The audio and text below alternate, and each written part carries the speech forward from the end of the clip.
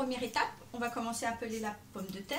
Donc je pense que ça, tout le monde est capable, hein, c'est réalisable, il n'y a aucun souci.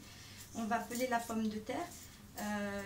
La seule chose peut-être, on va préparer un bac d'eau avec de l'eau bien froide dedans, pour après mettre la pomme de terre dans le bac d'eau pour pas qu'elle s'oxyde, parce que sinon elle devient toute noire et c'est vrai que c'est pas joli. Donc une fois qu'on a coupé la pomme de terre, enfin l'a pelée déjà, alors si on en a beaucoup à peler, on les met d'abord dans le bac d'eau froide, et sinon on peut directement, on va prendre un couteau, couper la pomme de terre, voilà, on va la couper en dés, avec des dés bien réguliers pour que la cuisson soit la même dans la pomme de terre. Donc une fois qu'on a bien coupé notre pomme de terre, voilà, on essaye de faire juste des dés réguliers, hein. C'est pas, chaque pomme de terre va être différente, donc il va falloir la couper à peu près, voilà, cette dimension de pomme de terre là, pour que simplement ça rentre, évidemment que ce soit agréable à mettre en bouche, qu'il n'y ait pas des trop gros morceaux, ou surtout pas trop petits, parce que sinon ils fondent dans la cuisson et ben on ne retrouve plus la pomme de terre. Donc on les met directement, voilà, on les met en attente dans de l'eau froide. Hop, voilà, c'est fait pour les pommes de terre.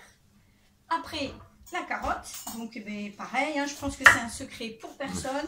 On sait éplucher une carotte, donc on va la peler.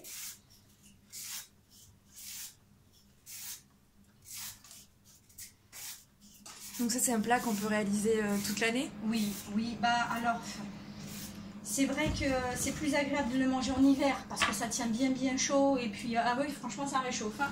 Alors je vais prendre juste un petit récipient pour mettre mes carottes dedans.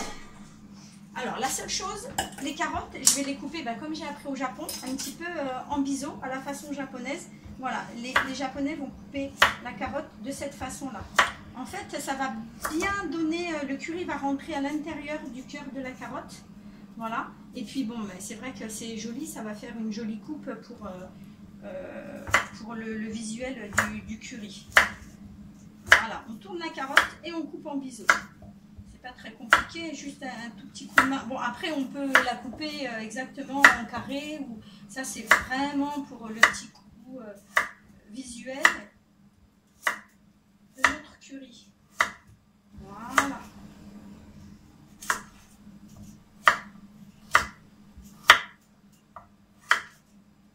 Voilà, on réserve les carottes dans un petit cube. Voilà, ici. Et on va faire la même chose, en fait, on va éplucher aussi notre patate pourpre, la patate douce pourpre et la patate douce normale. Donc pareil, hein, je pèle. Hein. Donc vous voyez, c'est très joli. Ça va ajouter une belle couleur au curry.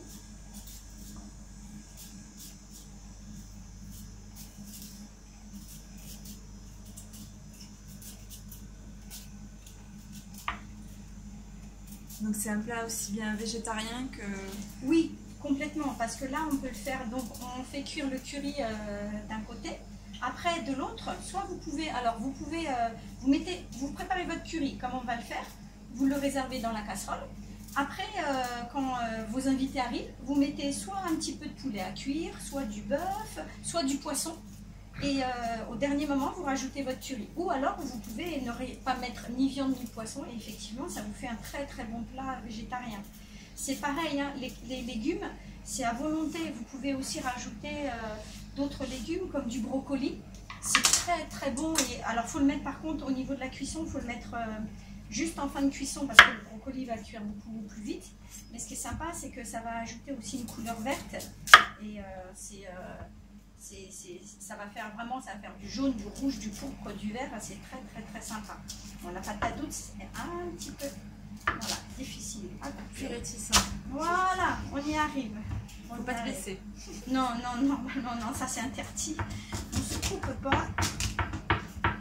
Bon, voilà. Et la patate douce, on va faire comme la pomme de terre.